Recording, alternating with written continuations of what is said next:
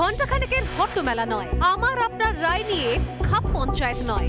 সন্ধ্যে 7টা মানেই কড়া সত্যি কথা, যা হজম করতে সময় লাগে। যুদ্ধ হোক বা দুর্নীতি, অপরাধ বা চিটিংবাজি, ঘুরিয়ে নাক দেখাই না আমি, যখন তখন রং বদলাই। আমি স্বর্ণালী, প্রশ্ন করি সোজাসুজি।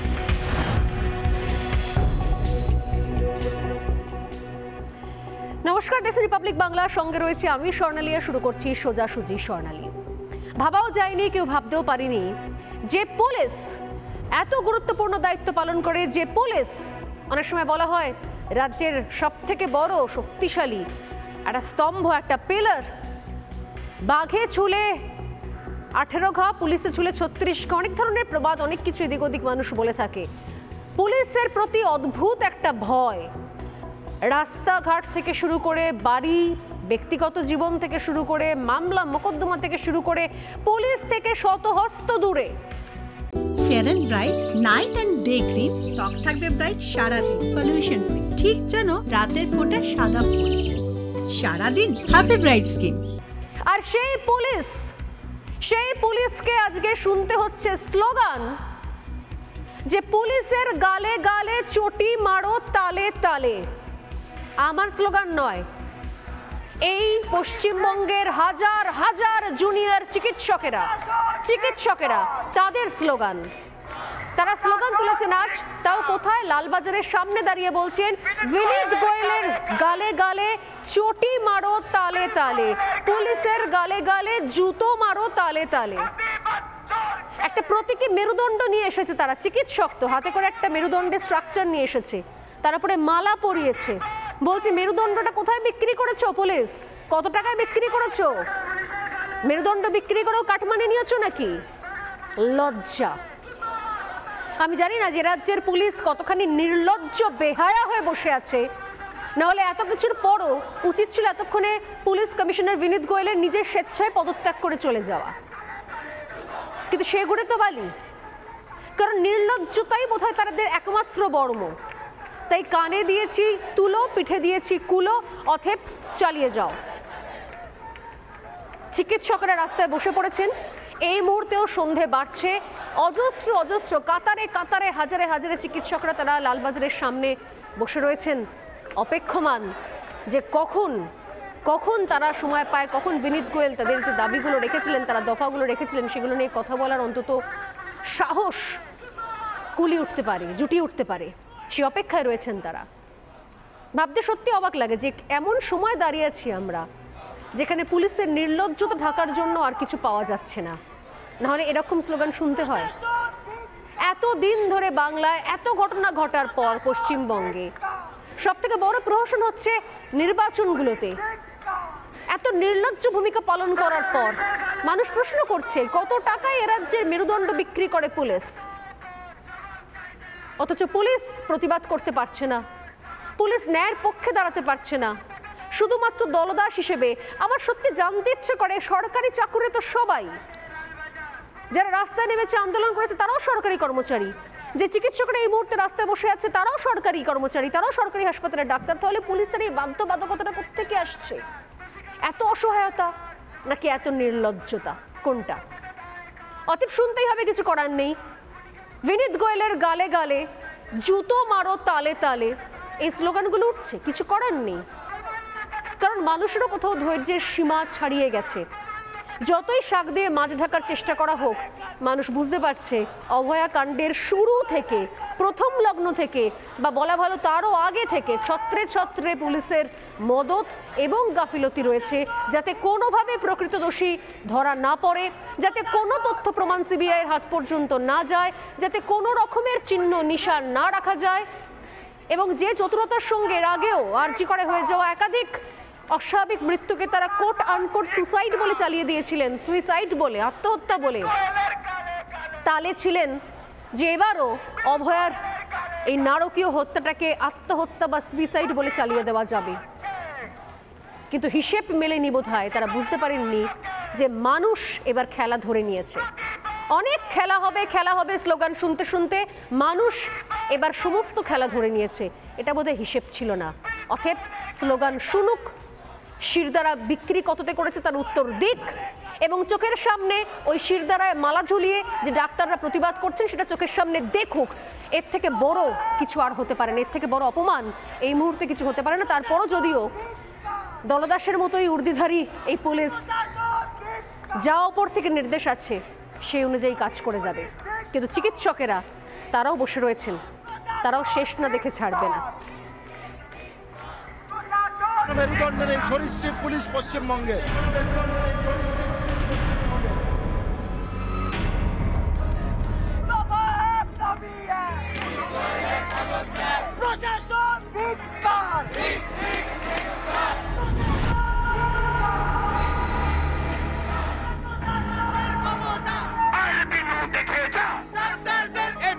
বিনুটাকে সরাসরি বলছেন বিনীত গোয়েলকে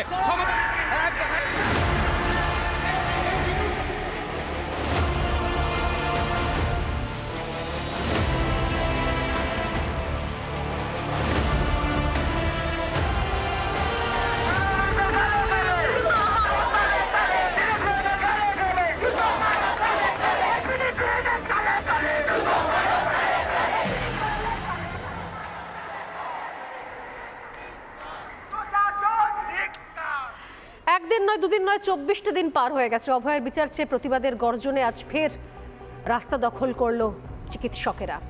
লালবাজার অভিযান করলেন জুনিয়র ডাক্তাররা, তার সঙ্গে হাতে হাত মেলালেন সিনিয়র ডাক্তাররাও। হাতে হাত রেখে মানববন্ধন করে বিনীত গোয়েলের পদত্যাগের দাবিতে মিছিল যতই এগোয় ততই যেন ভয় বাড়তে থাকে কলকাতা পুলিশের। 9 ফুটের লোহার ব্যারিকেড গড়ে কলকাতা পুলিশ আপ্রাণ চেষ্টা করে চিকিৎসকদের আটকানোর জন্য।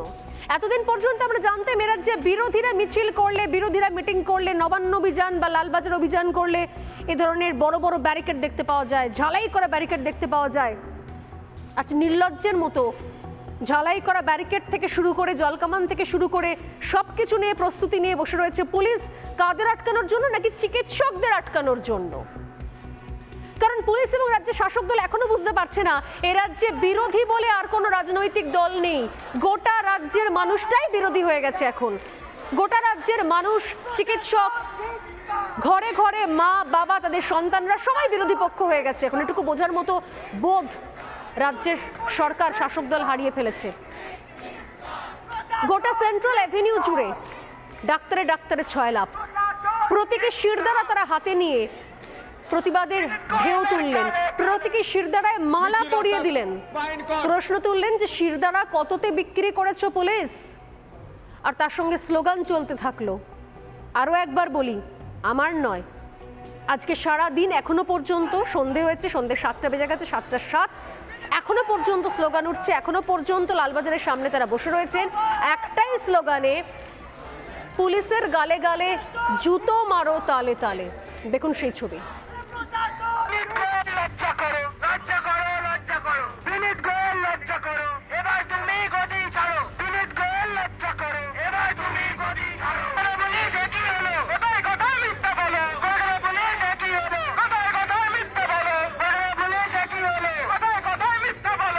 সেই ছবি আমরা দেখানোর চেষ্টা করবো। হাতে মেরুদণ্ড নিয়ে মিছিলে হাঁটছেন জুনিয়র চিকিৎসকরা। ডাক্তাররা নিয়ে টিকিট করতে একদম হাতে ধরিয়ে দিয়ে আসবো। কার বিনীত গোয়েলের? সবার। কারণ মেরুদণ্ড নেই, সবার বাঁকা।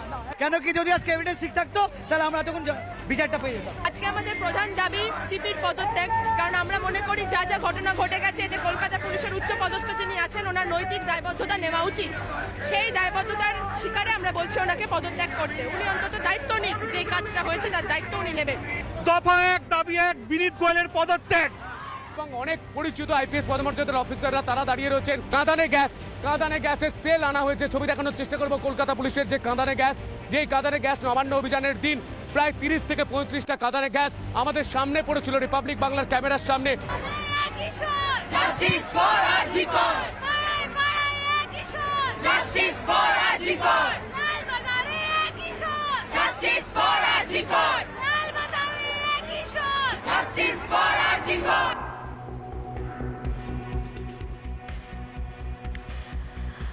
আমাদের সঙ্গে যারা রয়েছেন রাজনৈতিক দলের দুই প্রতিনিধি রয়েছেন, চিকিৎসক বাকি সবাই চিকিৎসকেরা ইনফ্যাক্ট রয়েছেন। তবে তার আগে আমি সরাসরি আমাদের জুনিয়র ডাক্তার অমৃতা ভট্টাচার্যের কাছে যাওয়ার আগে কয়েকটা ঘটনা সিকোয়েন্স পরপর তুলে দেবো যে কেন এই এত বিক্ষোভ, এত রাগ পুলিশের বিরুদ্ধে। গোটা মিছিল জুড়ে সিপি বিনীত গোয়েলের পদত্যাগের দাবি কেন উঠছে, কিসের জন্য? কখনো তার ছবিতে গোলাপ লাগানো হচ্ছে, কখনো স্লোগান দেওয়া হচ্ছে তথ্য প্রমাণ লুট করো আর ধর্ষক খোঁজো, 40 ফুটে আরো ইত্যাদি ইত্যাদি স্লোগান, বিভিন্ন স্লোগান আমি দেখছিলাম সেগুলো। কিন্তু এই ধরনের স্লোগানগুলো উঠছে কেন, কোথায় কোন জায়গাতে রয়েছে? আমি অমৃতার কাছে আসার আগে, শুরুতেই অমৃতার কাছে আসবো কারণ অমৃতা এখনো পর্যন্ত সেই স্পটে রয়েছেন। তবে তার আগে এই এত ক্ষোভ, এত রাগ সাধারণ মানুষ থেকে শুরু করে চিকিৎসকদের সবার পুলিশের বিরুদ্ধে কেন? এখনো পর্যন্ত যে 10টা বড় জায়গায় অসঙ্গতি রয়েছে, প্রশ্ন রয়েছে, সেই 10টা প্রশ্ন নিয়ে আমি আসছি বাকি প্রত্যেকের কাছে। খুব মন দিয়ে শুনুন। আমি জানি না যে এই মুহূর্তে কজন পুলিশ দেখছেন তাদের কাছে উত্তরগুলো আছে কিনা। এখনো পর্যন্ত এখনো 26টা দিন পার হয়ে গেল, 24টা দিন পার হয়ে গেল, এখনো পর্যন্ত উত্তর পাওয়া গেল না কেন ঘটনাস্থলে খবর পেয়েও পুলিশ অনেক দেরিতে পৌঁছয়। কেন সেমিনার রুমে বহিরাগত অভিক দে ঘোরাঘুরি করছিল যখন সেই সময় অভয়ার দেহটা ওখানে পড়েছিল? কিসের ভিত্তিতে, কোন সূত্রে, কোন ক্ষমতায়? কেন তাকে ফিঙ্গারপ্রিন্ট বিশেষজ্ঞ বলেছে ডিসি সেন্ট্রাল? কেন এই নির্দিষ্ট এলাকা কর্ডন করা হয়নি, অনেকক্ষণ পর কর্ডন করা হয়েছে, ঘিরে রাখা হয়েছে? ন্যূনতম বেসিক ফর্মুলাটুকু কেন মেনে চলেনি পুলিশ? উত্তর দিতে বাধ্য তাদের, কারণ ওই যে মেরুদণ্ড বোধহয় কোথাও বিক্রি করে রেখে উত্তর দিতেও পারছে না, পদত্যাগও দিচ্ছে না। কেন শতপ্রণোদিত অভিযোগ দায়ের করেনি পুলিশ? কেন আলাদা করে ফোন করে জায়গা খালি করিয়ে তড়িঘড়ি শেষকৃত্য সম্পন্ন করতে হয়, দাহ করতে হয় অভয়ার দেহের? কেন? কাদের ইনস্ট্রাকশন ছিল, কাদের নির্দেশ ছিল? ময়নাতদন্তের আগেই অস্বাভাবিক মৃত্যু তত্ত্ব কেন খাড়া করতে হয়েছিল, যাতে এক্ষেত্রেও খুব সুন্দরভাবে এটাকে সুইসাইড বলে চালিয়ে দেওয়া যায়? কেন সন্দীপ ঘোষকে ন্যূনতম বেসিক ডেকোরাম অনুযায়ী যেটুকু করতে হয় পুলিশের তরফ থেকে সেটুকু অনুযায়ী সন্দীপ ঘোষকে জিজ্ঞাসাবাদ করার সাহসই দেখাতে পারেনি পুলিশ? কেন? আর তার থেকে বড় প্রশ্ন, যে পুলিশ বিরোধী রুখতে বড় বড় ব্যারিকেড বানায়, ঝালাই করা ব্যারিকেড বানায়, যে পুলিশ ডাক্তারদের রক্ষার জন্য এখন এই মুহূর্তে নির্লজ্জের মতো আরজি করে সামনে ব্যাগ টিয়ার গ্যাসের সেল আর জল কামান আর ব্যারিকেড রেডি করে বসে রয়েছে, সেই পুলিশ আরজি করের মধ্যরাতে যখন তাণ্ডব চালাচ্ছিল একদল দুষ্কৃতী শাসকের মদতপুষ্ট, তখন কেন লুকিয়ে গিয়েছিল, পালিয়ে গিয়েছিল? নীরব ছিল কেন? পালাতে হয়েছিল কেন? উত্তর নেই। আমি সরাসরি যাব অমৃতার কাছে। জুনিয়র চিকিৎসক অমৃতা এই মুহূর্তে আমাদের সঙ্গে রয়েছেন সরাসরি একদম লালবাজারের সামনে থেকে। অমৃতা, অনেক হুমকি হুঁশিয়ারি দেওয়া হচ্ছে প্রত্যেক মুহূর্তে, কখনো বেতন কাটার, কখনো কেরিয়ার শেষ করে দেওয়ার। এরপরও আপনারা রাস্তায় নেমেছেন, এরপরও আপনারা বিনীত গোয়েলকে নিয়ে পোস্টার করছেন, যেখানে বিনীত গোয়েল সিপি এবং তিনি অত্যন্ত ঘনিষ্ঠ মুখ্যমন্ত্রীর, পুরোটার নেপথ্যে তার সক্রিয় ইনভলভমেন্ট রয়েছে, সেটা দিনের আলোর মতো স্পষ্ট। প্রত্যেক মুহূর্তে আপনাদের কাছে হুমকি আসছে, বেতন ফেরত দিয়ে দিন, এরপরে মেল করা হবে, স্টেপ নেওয়া হবে, কেরিয়ার শেষ করে দেওয়া হবে। আজকে আরও একজন এক কাঠি ওপরে গিয়ে বলছেন যে যারা এত প্রতিরোধ করছেন তাদের বাড়ির বাইরে তাদের বিকৃত পোস্টার লাগিয়ে দেবো, লজ্জায় মুখ লুকোতে পারবেন না। এত কিছু বড় ভয় করছেন আপনাদের, এখনো পর্যন্ত রাস্তায় বসে রয়েছেন।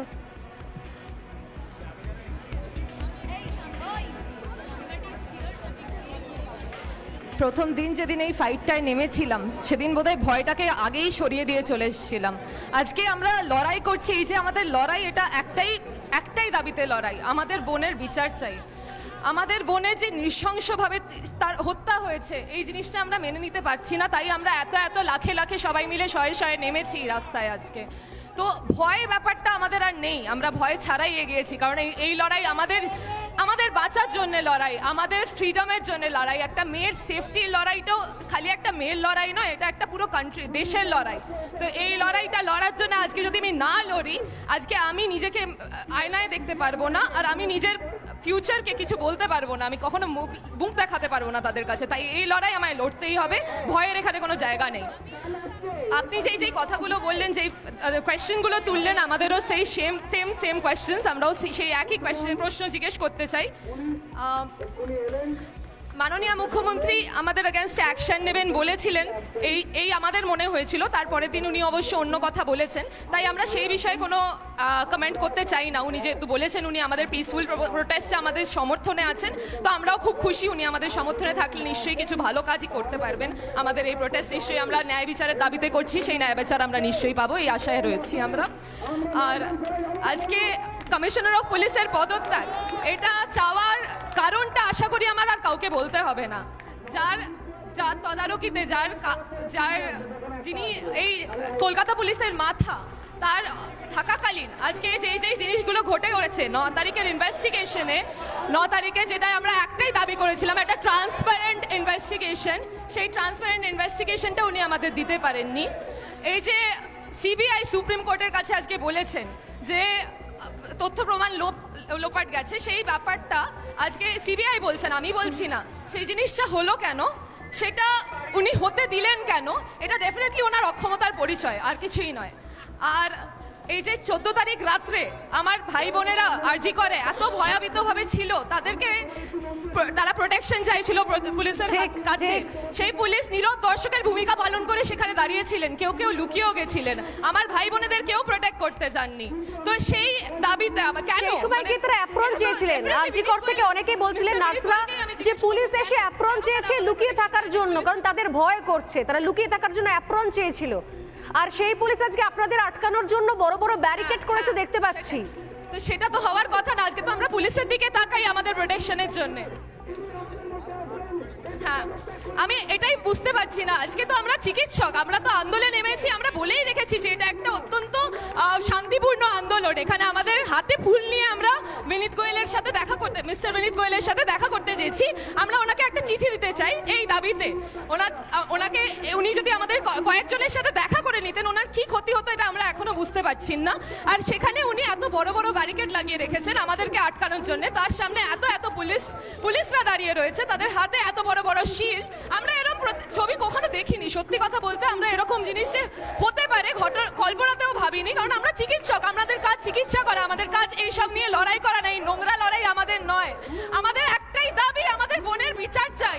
সেই দাবির জন্য আজকে আমরা পথে নেমেছি, আমরা শান্তিপূর্ণ আন্দোলন করতে পথে নেমেছি। আমরা একবার লালবাজারে বিনীত গোয়েল স্যারের সাথে দেখা করতে পথে নেমেছি যে আমাদের কথাটা শুনুন। আপনি তো ওই ঘরের মধ্যে এসি ঘরে বসে রয়েছেন, আমাদের কথাটা শুনুন। তাই জন্য আজকে আমরা নেমে এসেছি। তা উনি সবার সাথে না দেখা করতেন, উনি কয়েকজনের সাথে, আমাদের প্রতিনিধিদের সাথে দেখা করতেন, সেটাও উনি আমাদের দিতে পারছেন না। আমরা আজকে অবস্থান বিক্ষোভ করতে কিন্তু এখানে আসিনি, আমরা অভিযান করতে এসেছিলাম। আমাদের এই মুভমেন্টের নাম ছিল লালবাজার অভিযান। আমরা সেই লালবাজার অভিযানে এসে খালি দেখা করতে চেয়েছিলাম, অত্যন্ত শান্তিপূর্ণভাবে, হাতে ফুল নিয়ে, হাতে সাদা জুঁইয়ের মালা নিয়ে। সেখানে উনি আমাদের সাথে দেখা তো করলেন না। এখন বেজে গেল 7টা, 7:30, উনি এখনো পর্যন্ত আমাদের সাথে দেখা করেননি। আমরা এখানে বসে আছি, আমরা চিকিৎসক, যেমন বললাম, আমরা ঘন্টার উপর ঘন্টা ডিউটি দিয়ে অভ্যস্ত। আমাদের জন্য এটা কোনো ব্যাপার না, আমরা এখানে বসে থাকবো। আপনি আসুন মিস্টার বিনীত গোয়েল, আপনি আসুন, আমরা এখানেই রয়েছি আপনার অপেক্ষায়। অমৃতা আমাদের সঙ্গে থাকুন প্লিজ, কারণ আমি জানি যে অভয় সেদিনকে 36 ঘন্টা ডিউটিতে ছিল। আমার মনে হয় না যে কোথাও হিসেব গন্ডগোল হচ্ছে।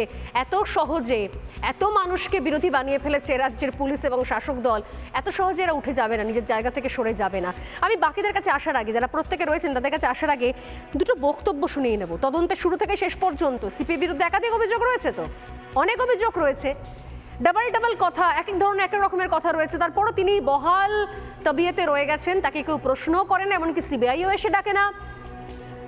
খুব সুন্দর সময় নিয়ে যাবতীয় তথ্য প্রমাণ লোপাট করা হয়েছে এবং এখন পুলিশও বুঝতে পারছে যে তাদের চালাকিটা মানুষ ধরে নিয়েছে।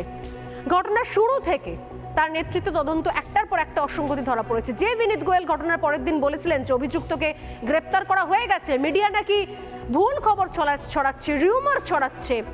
মমতা বন্দ্যোপাধ্যায়ের পাশে দাঁড়িয়ে এই বিনীত গোয়েলই আবার অনুরোধ করেছেন জনতার কাছে, কাউকে অপরাধী মনে করলে যেন তাদেরকে জানায়, পুলিশকে জানায়।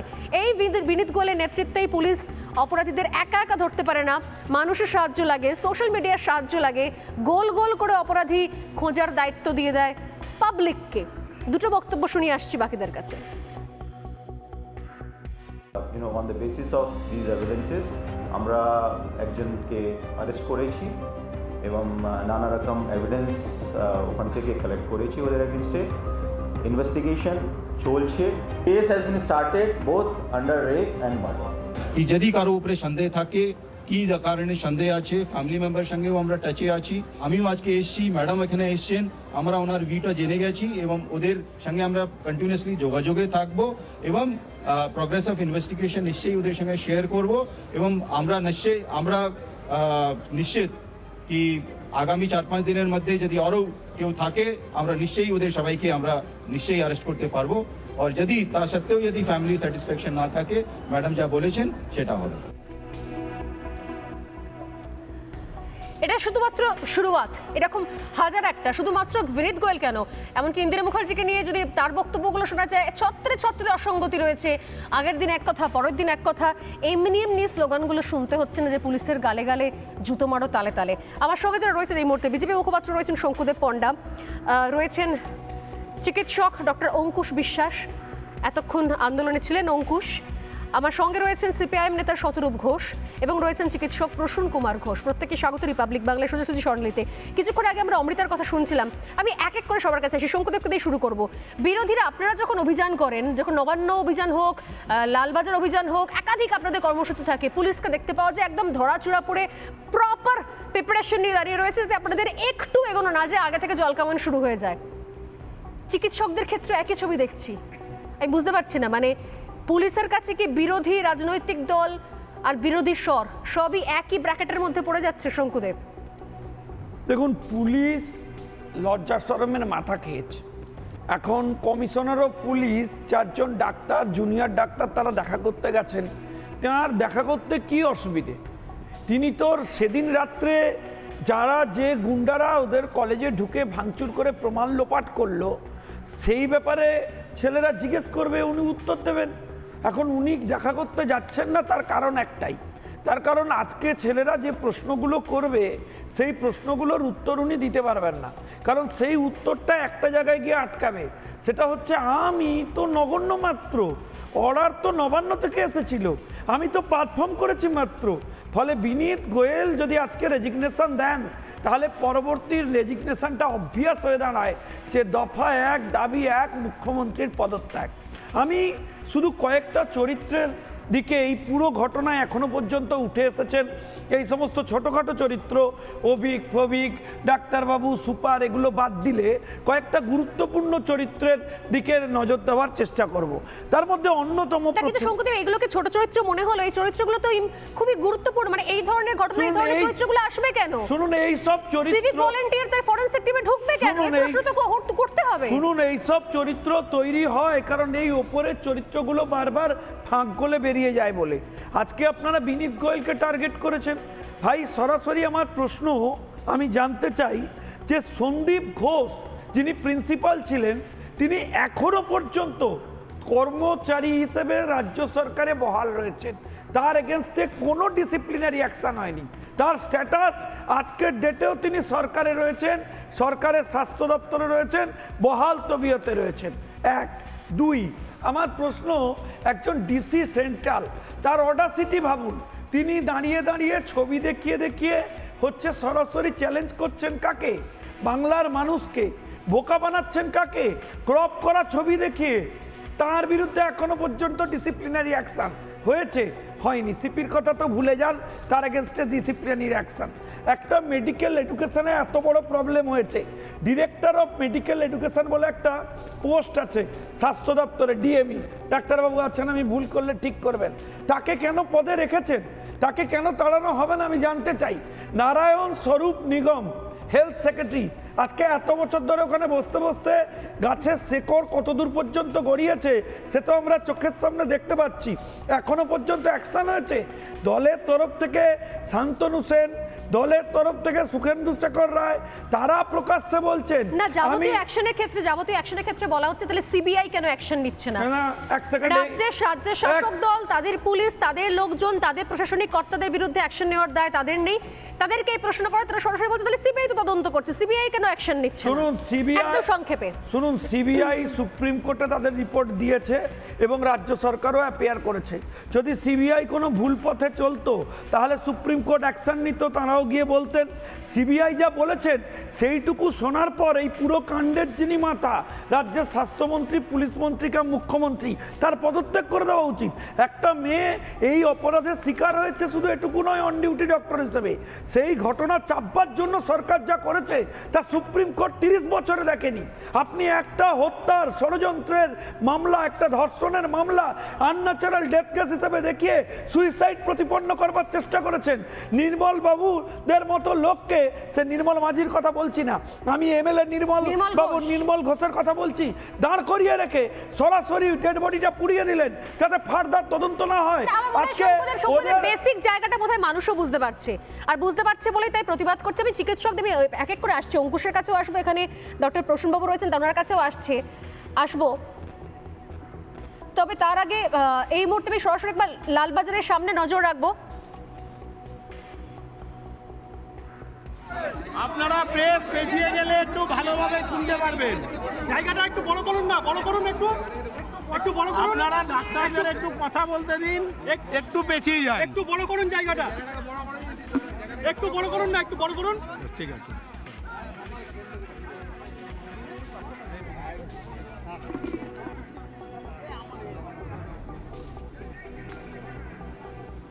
আমি কিছু বুঝতে পারছি না। অ্যাডিশনাল সিপি কথা বলছেন সম্ভবত, আমাদের রিপোর্টাররা ওখানে রয়েছে, আমি টিমকে বলবো রিপোর্টারদের সঙ্গে যোগাযোগ করে দিতে। কি চলছে এই মুহূর্তে? এখনো পর্যন্ত টানা ডাক্তাররা অবস্থানে বসে রয়েছেন। এর আগে আমি কিছুক্ষণ আগে বলছিলাম যে একের পর এক থ্রেট, একের পর এক হুমকি। এখানে স্টুডিওতে অঙ্কুশও বসে রয়েছেন। মমতা বন্দ্যোপাধ্যায় কিছুদিন আগে তৃণমূল কংগ্রেসের ছাত্র পরিষদের মিটিং থেকে সেখানে অন স্টেজ তিনি বলেন যে তিনি চাইলে অনেক ধরনের ব্যবস্থা নিতে পারেন যাতে আপনাদের কেরিয়ারটাই শেষ হয়ে যেতে পারে। আমার সত্যি বিশ্বাস হচ্ছে না যে এত বড় বড় হুমকি পাওয়ার পরও আপনারা তারপরও রাস্তায় নামছেন। আমি অঙ্কুশ আপনার কথা শুনবো। এই মুহূর্তে আমাদের প্রতিনিধি সৈকত রয়েছেন। সৈকত, কি চলছে ওখানে?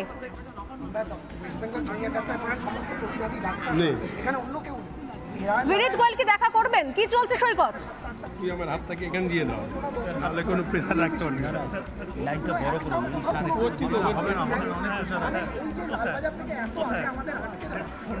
প্রতিবাদের সময় কথা বলছেন, কি কথা বলছেন শোনানোর চেষ্টা করুন। বলতে চাই যে ঘটনা ঘটেছে সেই ঘটনা তো সবসময় ঘটেনি। তাহলে আমাদের সাথে যে আপনাদের প্রত্যেক মুহূর্তে কথা হচ্ছিল, আমরা নেগোসিয়েশনে করতে করতে এগোচ্ছিলাম যে আমরা বিল্ডিং স্ট্রিট অব্দি যাবো, সবাই অতদূর অব্দি যাবে, তারপর ডেলিগেট যাবে। এটা মানতে কি অসুবিধা? আমরা প্রশ্ন করছি স্যার, প্লিজ বলুন স্যার, এটার উত্তরটা দেবেন স্যার। হ্যাঁ স্যার, লালবাজারে আসুন। হ্যাঁ স্যার, হ্যাঁ স্যার, পেন্টিং অব্দি আমাদেরকে অ্যালাউ করুন সবাইকে। স্যার আমি একটা কথা বলছি, স্যার স্বাস্থ্য ভবনেও আমরা গিয়েছিলাম, সবাই জানে স্যার, এখানে সবাই জানে, আপনারা গেছেন, আপনারা জানেন স্বাস্থ্য ভবন, যতদূর কথা ছিল আমরা ততদূরই গেছি। এখানে কথার খেলাপটা কেন হচ্ছে? খেলে পারবেন না, না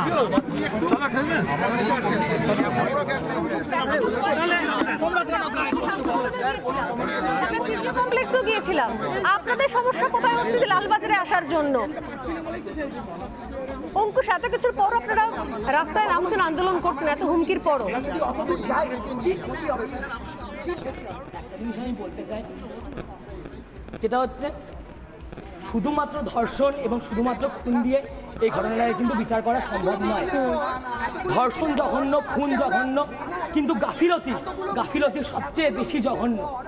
আজকে এই আন্দোলন আমাদের জন্য বন্ধ করার ক্ষমতা আমাদের নিজেরই নেই, কারণ এই আন্দোলন আমরা শুরু করেছিলাম শুধুমাত্র ডাক্তার সমাজের পক্ষ থেকে, কিন্তু আজকে এই আন্দোলন মানুষের আন্দোলনে পরিণত হয়েছে। মানুষ নিজে আন্দোলনকে নিজের হাতে তুলে নিয়েছে, তাই আন্দোলন বন্ধ করা আমাদের পক্ষে সেই ক্ষমতাটাই নেই।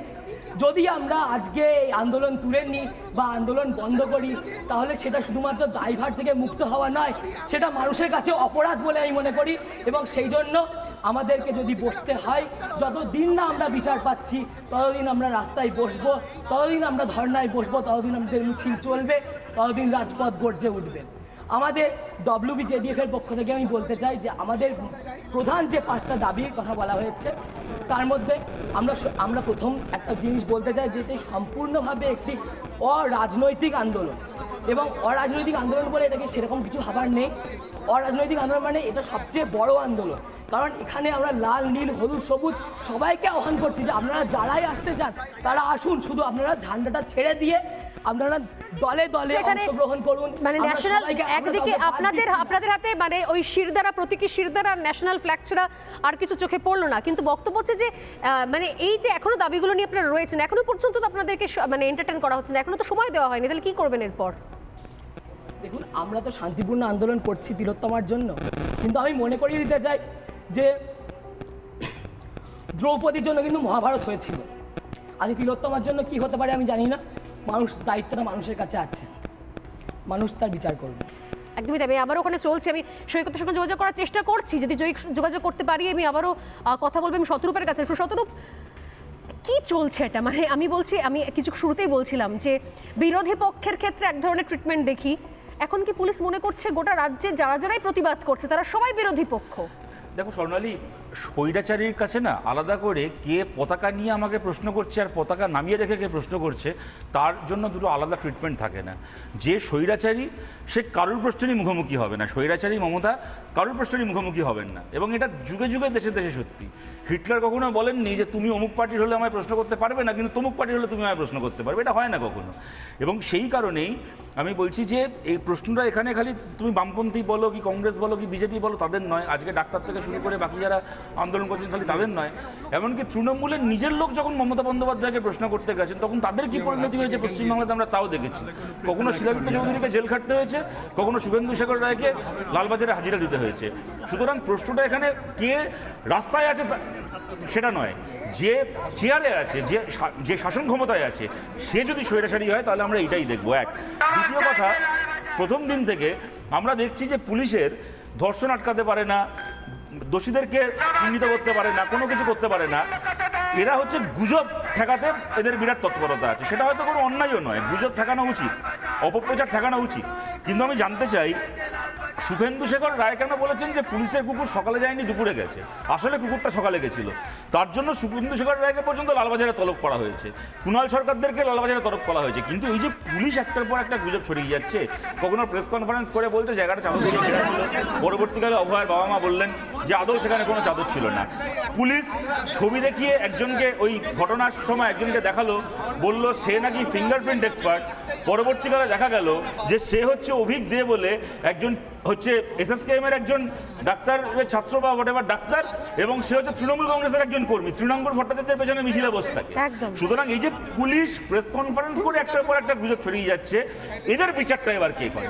এরা যে তুমি এখন যখন এখানে কথা বলছি, আমি জানি না এখন বেরিয়েছে কিনা, তোমাদের স্টুডিওতে ঢোকার আগেও খবর নিলাম আমাদের 13 জন আমাদের পার্টির নেতাকে লালবাজারে এখন বসিয়ে রেখেছে তাদেরকে জিজ্ঞাসাবাদ করার জন্য, তারা কেন আন্দোলন অর্গানাইজ করেছে, তারা কি করেছে না করেছে। মানে পুলিশ এত কিছু করছে, কিন্তু পুলিশ যে প্রেস কনফারেন্স করে গুজব ছড়াচ্ছে তার বিরুদ্ধে বলার কেউ নেই, ব্যবস্থা নেওয়ার কেউ নেই। আর দেখো আমি শেষ খবর রয়েছে কোন মিছিল কোন আন্দোলন কারা কারা কোন নেতা অর্গানাইজ করছে, কিন্তু সেদিনকে রাত্রিবেলা কারা কি ভাঙচুর করলো তার জন্য পুলিশকে সোশ্যাল মিডিয়ায় গোল্লা পাকাতে হয়। দেখো মোহনবাগান ইস্ট বেঙ্গলের ম্যাচের দিন কলকাতায় কোথাও কোনো বোম ফাটলো, কোথাও কোনো কামান হলো, কামান চালালো কেউ, কোনো নাশকতার ঘটনা ঘটলো, কিন্তু পুলিশ খেলা বাতিল করলো, বললো ওদের কাছে নেই খবর আছে নাশকতা হবে।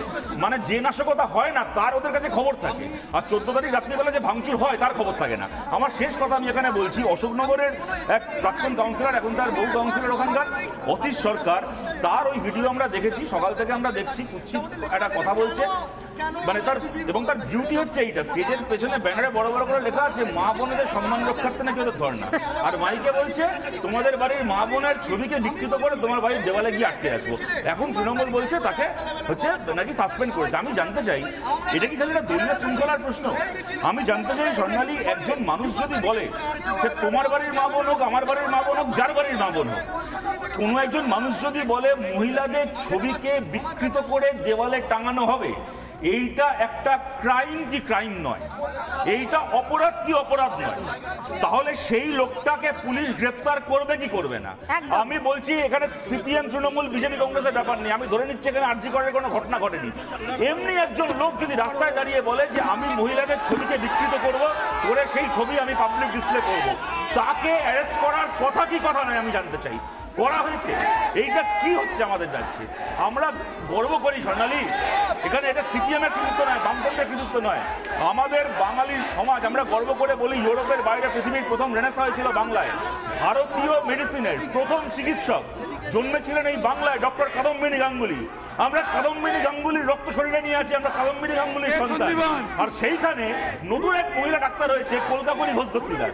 তার দাবি হচ্ছে যে মহিলারা ডাক্তার হয়েছে তারা নাকি কোলে বসে পরীক্ষা দিয়েছে বলে ডাক্তার হয়েছে। কাদম্বিনী গাঙ্গুলির রাজ্যে দাঁড়িয়ে আজকে আমাদেরকে এই কথা শুনতে হচ্ছে মহিলা ডাক্তাররা কোলে বসার যোগ্যতায় তারা ডাক্তার হয়েছেন কলকাতাপুরি ঘোষ দস্তিদার বলছে। তাকে গ্রেফতার করা হবে কি করা হবে না? সে একটা ফেসবুকে 2 লাইন ক্ষমা চেয়ে দিল, সব কিছু না হয়ে গেল। সব সোশ্যাল মিডিয়ায় চলছে, সরকারটাই চলছে সোশ্যাল মিডিয়ায়। আমি একটু সবাইকে থামিয়ে একবার এই মুহূর্তে যাবো ডাইরেক্ট। আমি জানি না ওখানে প্রচন্ড কথা কাটাকাটি হচ্ছে। আমাদের প্রতিনিধি সৈকত রয়েছেন। সৈকত, কি চলছে? বিনীত গোয়েলের এখনো পর্যন্ত এটুকু মেরুদণ্ড হলো না যে এতজন ডাক্তার, হাজার হাজার ডাক্তার তারা অপেক্ষা করছেন সকাল থেকে, তাদের সঙ্গে ন্যূনতম সৌজন্যটুকু রেখে তাদের দাবিগুলো শোনা। একদমই দেখো, পুলিশের তরফ থেকে তাদের বলা হয় তাদের বলা হয় মানে বিগত কয়েক ঘন্টা ধরে যেটা বলা হচ্ছে যে পুলিশ অ্যালাউ করবে এই আন্দোলনকারীদের মধ্যে 20 জনের যে প্রতিনিধি দল তাদেরকে অ্যালাউ করবে লালবাজার অবধি। কিন্তু আন্দোলনকারীরা বলছেন প্রতিনিধি দল যাবে, কিন্তু তার আগে এই মিছিলে এখনো পর্যন্ত যারা আছেন প্রত্যেককে বেন্টিং স্ট্রিট যে ক্রসিং, সেই বেন্টিং স্ট্রিট ক্রসিং অবধি তাদেরকে অ্যালাউ করতে হবে। তারপরে তারা প্রতিনিধি দল যাবেন লালবাজারে 20 জনের। এমনকি আন্দোলনকারীরা বললেন কোনো ধরনের কোনো ভায়োলেশনস হবে না, কোনো ধরনের কোনো ভায়োলেশনস হবে না। তবুও পুলিশ কিন্তু এই মিছিলকে বেন্ডিং স্ট্রিট অবধি যেতে দিতে রাজি নয়।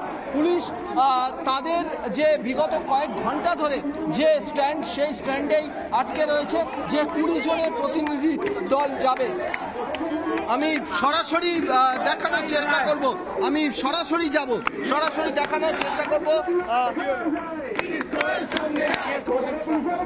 আপনি পুলিশের সঙ্গে আবারও কথা বললেন, হ্যাঁ পুলিশের সঙ্গে আবারও কথা বললেন অ্যাডিশনাল সিপি, কি বললেন, আপনারা কি বললেন?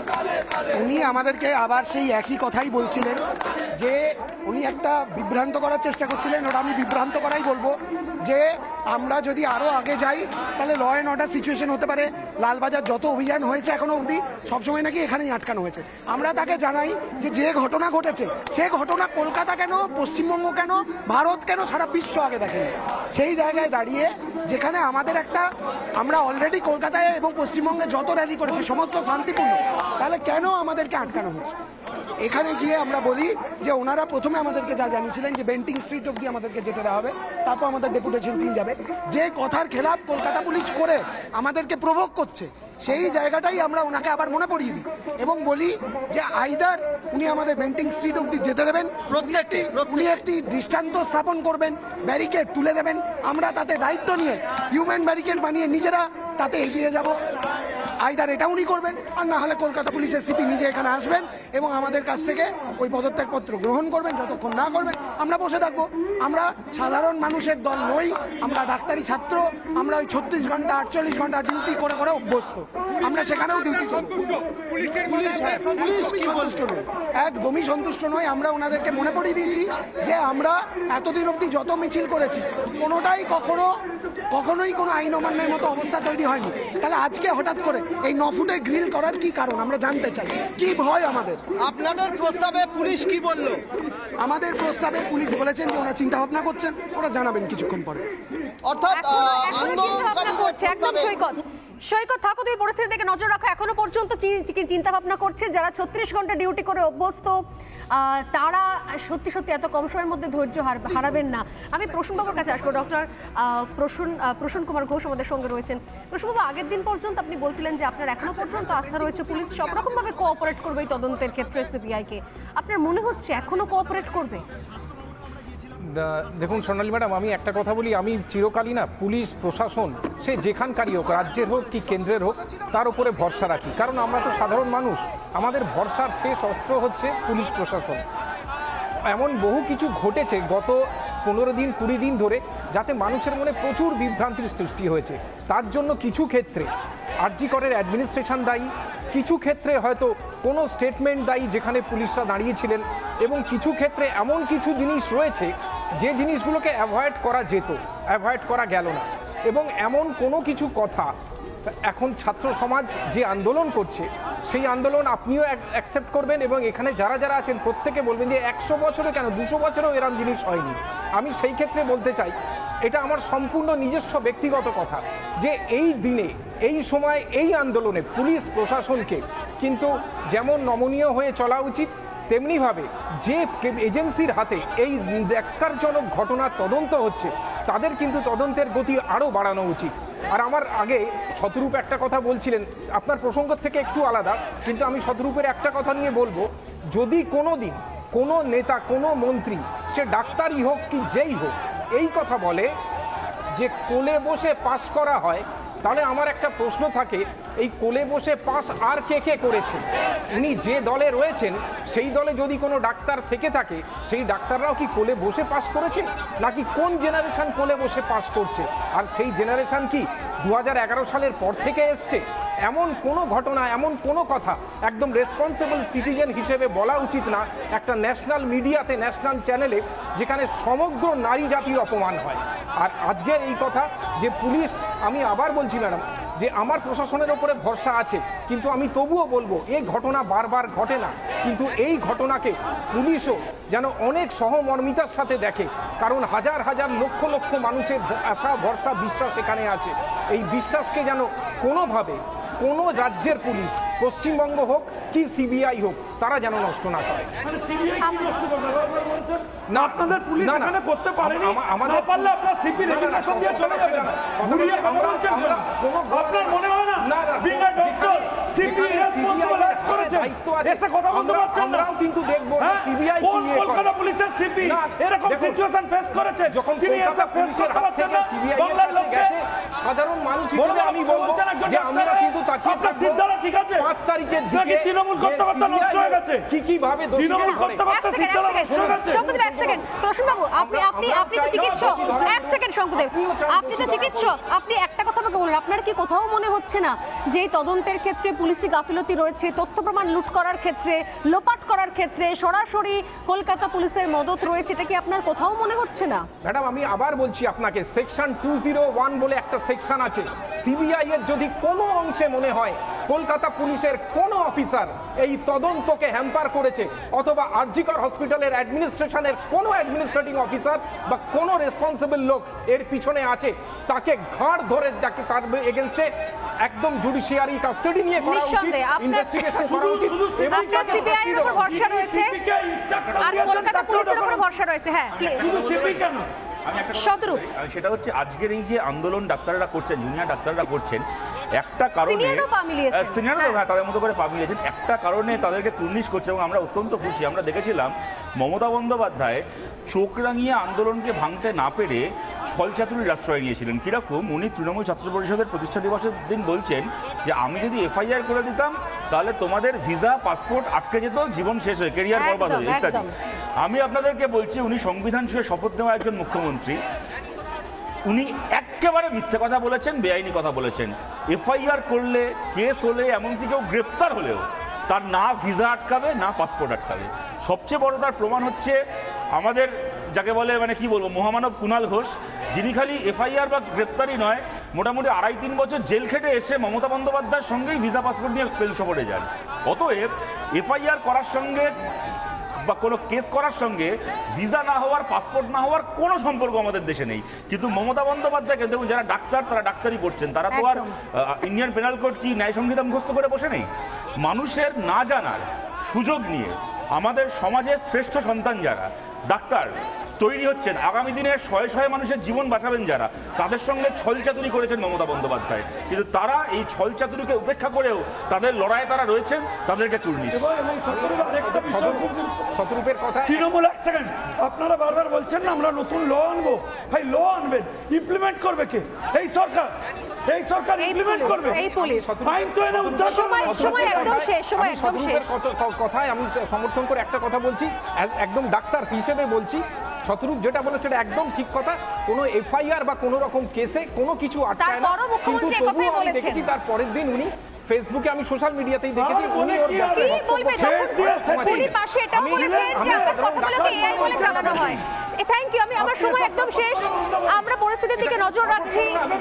থ্যাংক ইউ সো মাচ, সময় একদম শেষ, আমরা সরাসরি লালবাজারের দিকে নজর রাখবো, ফুল ফ্রেম সেই ছবিটা একবার দেখাবো। এই মুহূর্তে তুমুল বাকবিতণ্ডা চলছে এবং এই লড়াইয়ে আমার কোথাও মনে হচ্ছে এখানে স্নায়ুযুদ্ধ চলছে। স্নায়ুযুদ্ধের লড়াইয়ে কিন্তু চিকিৎসকদের এত সহজে হার মানানো যাবে না, কারণ আমি আরও একবার বলি, তারা কোনো রাজনৈতিক দল থেকে ট্রেনিং নিয়ে আসেননি, দীর্ঘদিন রাজনৈতিক কেরিয়ার থেকে আসেনি, তারা এই আন্দোলনে স্বতঃস্ফূর্তভাবে নেমেছেন এবং শেষ না দেখা পর্যন্ত তারা ছাড়বেন না।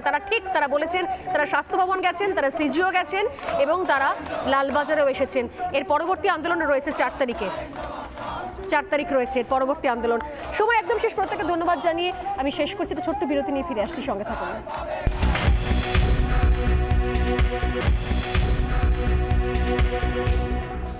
সময় আরেকটা বিরতি, ফিরে আসছি।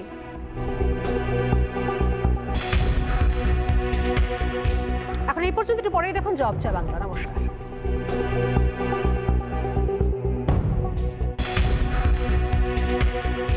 এখন এই পর্যন্ত একটু পরেই দেখুন জব চায় বাংলা। নমস্কার।